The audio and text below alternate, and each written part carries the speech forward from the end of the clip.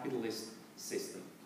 I think with complex industrial societies, you can have many pockets or enclaves which are run in different ways. And one of the big errors of recent years, or follies of recent years, has been the idea that every institution should be a business.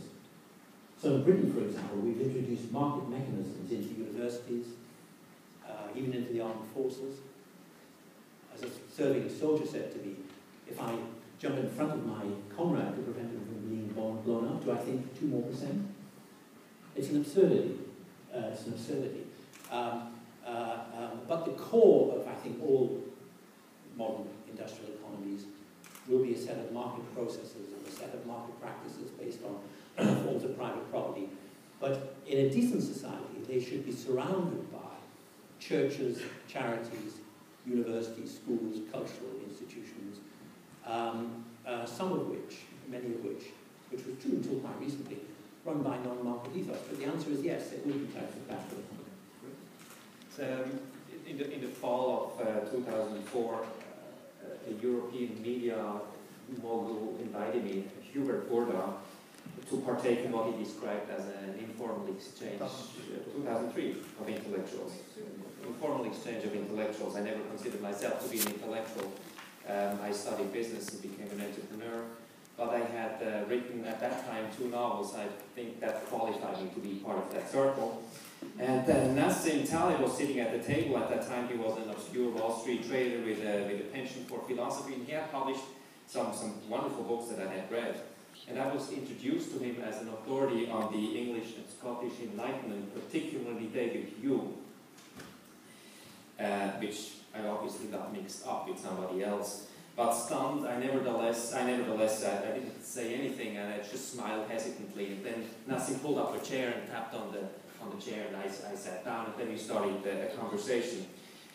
First about David Hume, but then mercifully the conversation shifted over to business and Wall Street, and the mistakes, the thinking mistakes that the actors, economic actors make, ourselves included. And following that, Nassim sent me pages from a manuscript, a gem of a book, which I commented on, and these went on to form part of his international bestseller, The Black Swan. The book catapulted Taleb into an intellectual all-star league, and he has followed it up with several other books. The latest one is Anti-Fragile, or Antifragilität, and you can buy it outside. He urged me never to write non-fiction books. He said, stay with fiction, it's much sexier. Well, I have sinned since then, and have done some non-fiction work, and have done the unsexy part of writing. So, please, Nassim, your statement. Thank you very much. Very honored, sono molto onorato di essere qui. Parlo poco italiano, per parlare in inglese.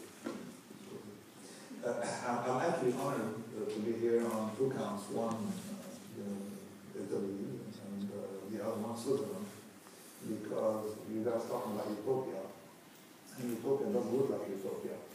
And in fact, the closest thing in my new book I found to utopia is what doesn't at all look what I would expect. It's supposed to some structure that will be similar to that of Switzerland. Namely, it has 3 attributes. The first one is decentralization, not political mistakes. That's the really kind of hubris. And this is what he detects in human nature. We're human, we're born with hubris, we'll die with hubris, we'll always have hubris. So it protects you from hubris, decentralizing mistakes. The United States, for the past 10 years, had 2 major mistakes. One, George Bush's war of Iraq. The other, Mr. Greenspan trying to smooth out the economy, utopianism, economic utopianism. And of course, it blew it up. So you realize you want to decentralize this thing. So that's the first rule. Right? The second rule is no deficit at the total level, at the top. You want to run deficit, run it at the bottom. That way you don't have bailouts. You don't have the decentralization of deficits as well. And the third rule is skin in the game. Nobody should be allowed to make a mistake, all right, that harms others without being harmed. Okay, this is the principle of civilization that sort of has disappeared recently. It was a bureaucrat that is not harmed by a mistake. have a spreadsheet looking at me. And then go take, or an economist is not harmed by a mistake. This is why economic models are complete nonsense. Okay? And it continues to be nonsense because we pay for the mistake, not them. Right? Predictions don't work, but the predictor is not harmed. So if you have skin again as both a risk management rule and an ethical rule, I should not tell you what I'm predicting. I will tell you what I have in my portfolio. That way, if I lose money, I'm harmed more than you are. Okay? So the third rule is skin in the game, generalized as both risk management rule and ethical rule. Okay. If you have these three rules, and it looks like Switzerland is the one that's conscious of the last one, visibly by capping corporate executives' income, because corporate executives have more upside than downside. Entrepreneurs are harmed by the mistake, not corporate executives, as a rule. So it looks like, now let me go to the center of the problem, which is the topic of my new book. I wrote the last one explaining that the world is way too unpredictable for us humans to handle it. Okay?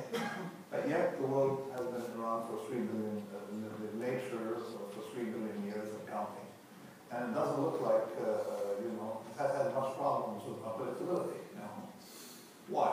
Well, it so happens that there are a lot of things that learn from the mistakes and actually use disorder for fuel. And I call that category of objects beyond the robust. The robust doesn't break. The category is the revert antifragilità of things that gain from disorder and use it, and we have to realize that utopia has to look like that. Things that benefit from the unexpected. There are too many unexpected things to think that we can count for.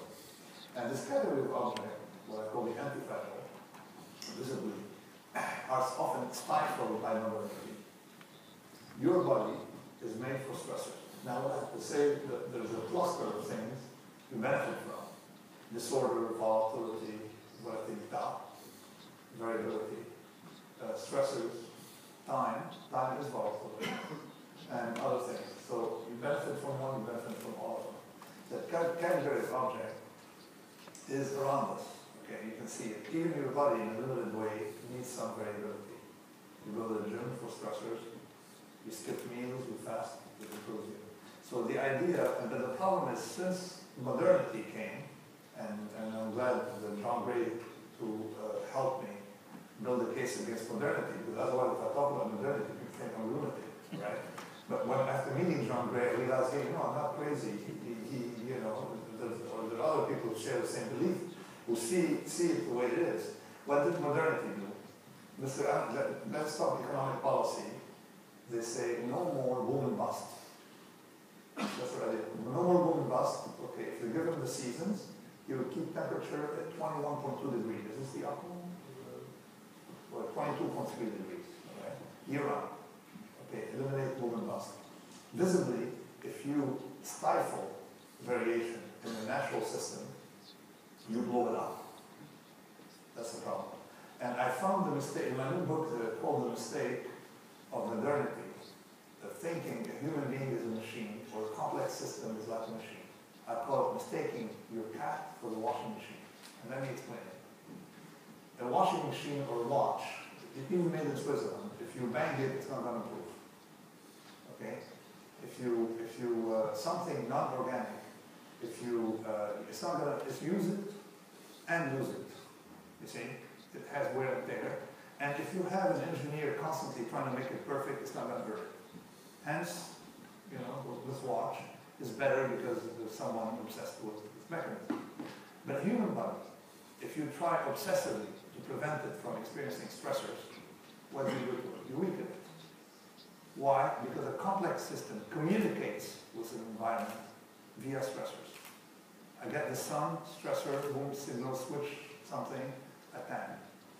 I lift weight, switch something, I build muscle, to anticipate more of that. You communicate with the environment with them. So, if you remove all stressors, as we try to do with modernity, anything top-down has some attributes, makes mistakes by removing stressors, it makes everything smooth and then things blow up.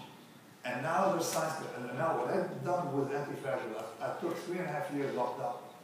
And I wrote the scientific papers before the rest. So the ilk of modernity can be mapped scientifically using the very tools modernity gave us, namely statistical techniques. So this is what I have to say, is that we know how utopia would look like.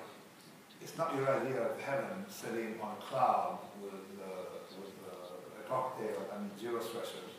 It's more like life on Earth. All we have to do is remove the extreme unhappiness. We should imitate nature because it has done things smarter than human. It understands much more than human, except in the moral domain, where there's something called the naturalistic fallacy. Nature is not moral. So we have to protect the very weak. You protect the weak, and you let things have some variability, because life likes variability. This water, if I don't have variability, there's nothing that tastes better than a glass of water. Okay, if I spend 2 days in the Sahara Desert, right, and then drink it, it's good. So existentially, I want variability, you see, and the economy has to have that. Thank you, Nassim. Again, one quick question. Same question that I posed to John. It will always be in a market setting, in a purely capitalistic, hardcore capitalistic system. It's not hardcore. I don't like to use the word capitalism. Adam Smith did not use capitalism. Okay, Adam Smith actually wanted skin in the game. He didn't like the limited liability. The problem we have today when we use capitalism, people think in terms of crony capitalism, where you protect the strong. Like in France, they call themselves socialists, but it's crony capitalism to protect the strong. To me, a real market system is a system in which institutions have, institutions, have expiration dates. And the minute an institution becomes big, it blows up. Just like we don't have a lot of elephants on the planet, we have, I think, 1,000 times more rats in New York City than elephants on the planet. Rats, small animals, you get the idea? So the beauty of capitalism is if you follow these natural cycles, anything big explodes. The problem with government is that governments, they prop up the big, they say, oh, he employs a lot of people. So what do? You start employing a lot of people, so they pay you out. You see the idea? So the problem so I endorse a system that's naturalistic, in which the governments would not bail out corporations, but they would bail out individuals.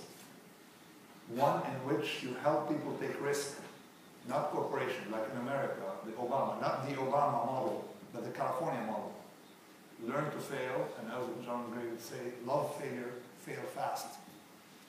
7 times before you get it right. Okay, make it honorable. You see, that's California. The only thing that's still working in America is California. Okay? Silicon Valley. Silicon Valley, all right? The Silicon Valley model of entrepreneurship. This is the kind of thing that uses the solar properly, and they love the solar, right? And they use it properly. But so when you say market, capitalism, people associate capitalism with very large corporations with capital, right? And this is why I don't like the word capitalism. The negative connotation, large corporations, large banks propped up by the state, where you go study in a good school, St. Gallen in Switzerland or something like that, whatever, and then you go with friends, put you in chairman of UBS or something, that kind of crap. So the real capital is California, Silicon Valley, where you can go up very fast, so the road from Colors Dorm to Google can be very, very short. And all of us can be part of it. And guess what? The corollary is the road from Google to Colors Dorm should also be very short. Okay? And that is the central thing. And then one number, I'm a statistician, so you always have to back up the numbers, to understand how real capitalism or market works by destroying the big. Look at the top corporations in 1950, 1980, 2000, 2012. You'll be shocked. There's something about large corporations that want to commit suicide. And if it weren't for the government, it'd be even faster. So this is where, if you're a communist at heart, you should love that kind of market capitalism, equal opportunity to go bust. Okay, well, thank you for the statement. Thomas Selacek has bright red hair, and he's tall.